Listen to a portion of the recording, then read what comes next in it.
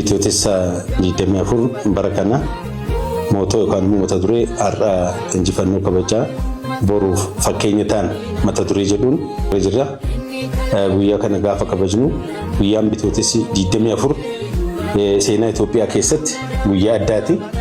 Guyyaan kun guyyaa sirni yookaan murni biyya kana nyaataa ture, biyya kana akka barbaade godhaa ture, guyyaa itti injifatame, guyyaa itti diigamee fi sirni haaraan, sirni walqixxummaa, sirni dimookiraasiin biyya kana keessatti akka ijaaramu guyyaa bu'uura ta'ee fi guyyaa bara baraan yaadatamu ta'uusaa hundi keenya beekuu qabnaa jechuudha.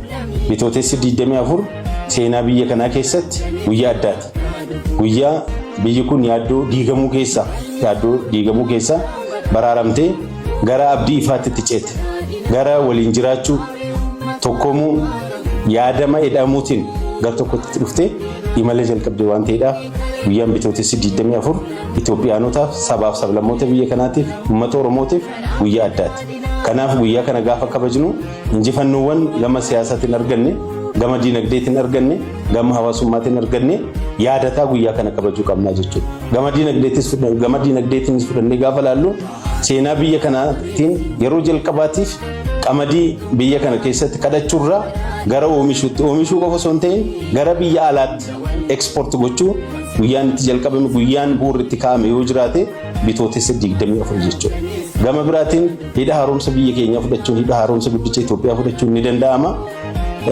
Kufaatii guddaa keessaa, hanna guddaa keessaa, saamicha guddaa keessaa baraaramee hooggansi sirriin, hooggansi haqa qabeessi itti dhiyeenyaan kennamee guyyaan dhakaan bu'uura cimaan irra deebiidhaan itti kaa'amee fi imala milkii akka inni jalqabamu guyyaa taasifame waan ta'eedhaaf bu'aawwan gama diinagdeetiin, gama siyaasaatiin, gama hawaasummaatiin argannee giddugaleessa goonee guyyaa ayyaana bitootessa 24 kabajuudhaaf qophii irra jirra waan jedhu dabarsuu fi waa'ee guyyaan ayyaana kabaja bitootessa 24 gaafa kaafnu akka biyyaatti injifannoowwan gurguddaa gama nageenyaatiin, gama misoomaatiin galmeessinee jirra.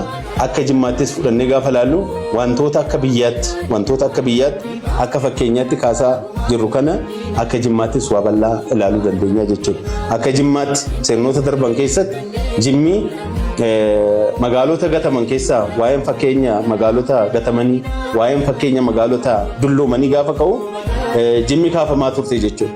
Garuu jijjiirama guyyaa bitootessa 24 taasifameen sanaan booda seenaan Jimmaa jijjiiramee har'a magaalli Jimmaa magaalota fakkeenya badhaadhinaa jedhamanii waamaman keessaa ishee tokko taatee jirti jechuudha. Magaala kanaan dura baqatamu keessaa godaanamaa ture ta'uun hafee har'a magaala namni daawwachuudhaaf hawwu, magaala akka fakkeenyaatti waamamtu taatee jirti waan ta'eedhaaf kun hundi kan dhufe guyyaa bitootessa injifannoo bitootessa 24 argameen waan ta'eedhaaf guyyaan bitootessi 24 uummata Oromootiif, uummata Jimmaatiif, sabaaf sablammoota Itoophiyaatiif guyyaa addaati. Guyyaa walqixxummaan sabaaf sablammoota biyya kana keessatti itti mirkanaa'e.